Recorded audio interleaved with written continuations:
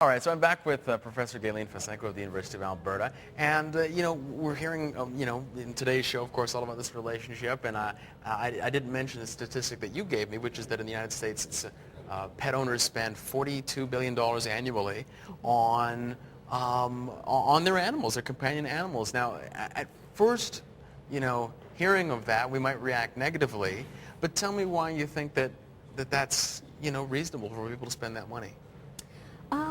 It is reasonable to a degree, certainly. I mean, there are wonderful products that have come out, diagnosis that Dr. Purcell is talking about today, that people are spending money on to get their dogs effectively diagnosed.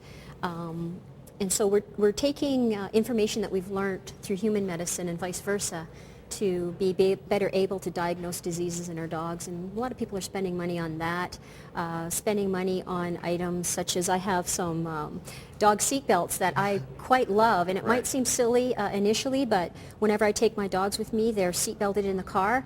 They're very good dogs, so they don't run around, but I also don't have to worry about slamming on the brakes. Yes. So some of these products have the natural products that Animal Crackers are talking about, the cookies, are we're coming a long way as far as nutrition and health and spending things on our dogs. You mentioned the seat belts. How does it make you feel when you see people driving around with their dogs in the back of their trucks? Scary. A lot of veterinarians do treat animals that have either jumped out of the trucks because they're not tied down, or rollovers. The other thing that really bothers me is when I see owners driving with a pet on their lap. The driver is driving. Now, that pet's not secured, the owner's distracted. If they get in an accident, that pet is going to be crushed against the steering wheel. So please don't do that, people. Yeah, people say Britney Spears is bad for driving with her baby in her lap, but I mean, if you're driving with a dog in your lap, you're not being that much more responsible. No. So what are some of the benefits? We talked before about some of the things that have harmed animals as a result of our relationship, but what about some benefits for animals as a result of this long-time connection?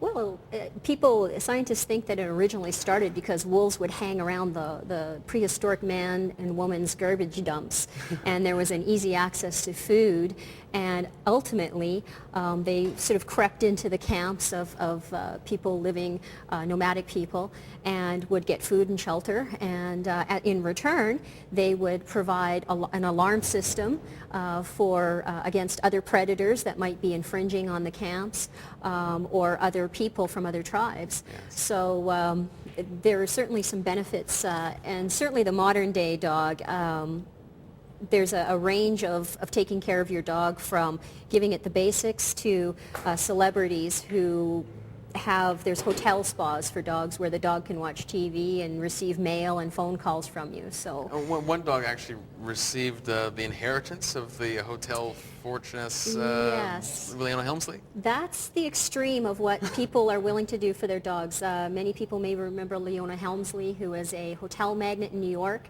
When she passed away, she left $12 million to her Maltese, Trouble, to provide for this dog very well.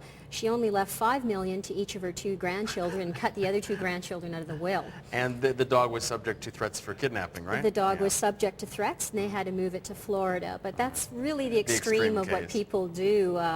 This dog at one point lived in a 28-room mansion by itself. Well, unfortunately, that's not typically the case, and we're going to find out some more stuff that hopefully will put dogs in a better light, including in therapeutic context that they've got with their owners, too. Today on Help TV, we were talking about taking care of your pets, and I love the dogs in that piece. I feel like I just want to hug them. You can tell I'm kind of a dog person rather than a cat person. But let's check out a great website for dog lovers out there. All you have to do is type in helptv.ca in the Today tab, and then this one is petyourdog.com. Now, this is a great site, and as well, here we have Cesar Millan, a famous dog whisperer out there. He gives you some great tips in his articles. If you scroll down here, tips on puppies who are chewing things up or maybe even barking, how to properly train your dog. If you scroll down further here, if you're looking to get a dog yourself, there's some classified ads there.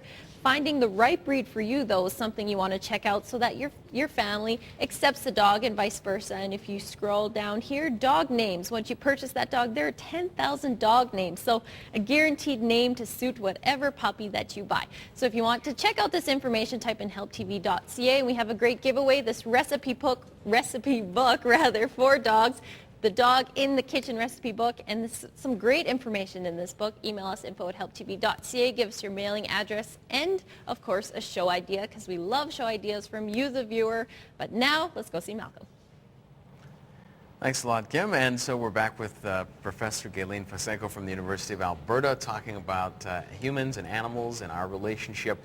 And humans are exerting so many changes on animals that, in fact, we're now genetically altering some cats to be hypoallergenic? Yeah, there's a company in I believe it's in California, and they haven't really genetically altered them scientifically, but they've selected cats that have a different makeup for the glycoprotein that causes an allergic reaction in humans. And so it's this glycoprotein is a little bit different in some cats. They've taken advantage of that. They've set up breeding programs, and now you can buy a cat that's hypoallergenic for anywhere from $5,000 to $30,000. Holy cow. So I would be one of those people because I do enjoy cats, but I'm allergic. Right. So let's say, like in my case, I would love to have a dog. My wife is allergic to most dogs except a couple of breeds. So you couldn't go to the pound, get a dog, and have these guys work their magic. It doesn't work that way, right? I don't believe that's how they do their...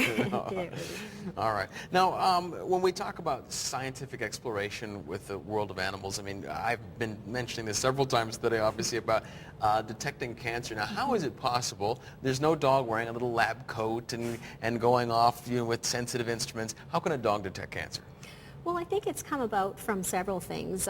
First of all, some people in the medical community tend to have very open minds, which is a good thing.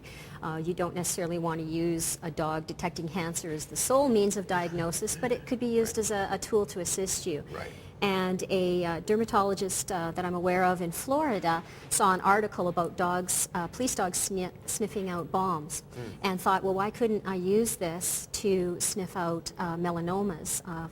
Very frustrating for him because detecting skin cancer very early on is crucial but very difficult. And so he worked with a police dog trainer. They trained a large standard Schnauzer to do this and was very successful at it.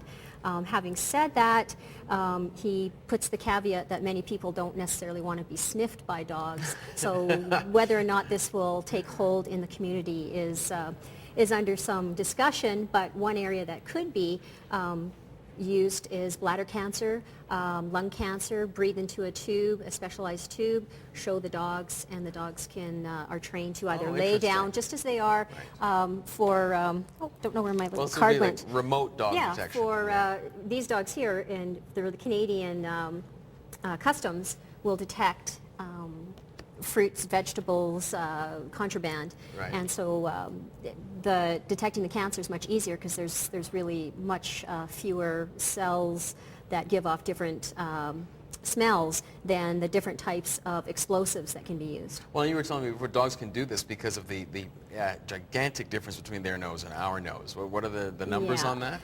There are variances between dogs as well, dog breeds, but a German Shepherd per se will have about 220 million receptors in their nose for smelling, olfactory receptors. These guys here have maybe about 150, 175 million. Humans have 5 million. Right. So we are fairly poor in our olfactory reception compared to our canine friends. Remarkable, Yeah. remarkable. All right, well, we've still got a few more things to discuss when it comes to the human-animal relationship, as well as some more remarkable grooming. So stay tuned on Health TV for more on humans and animals.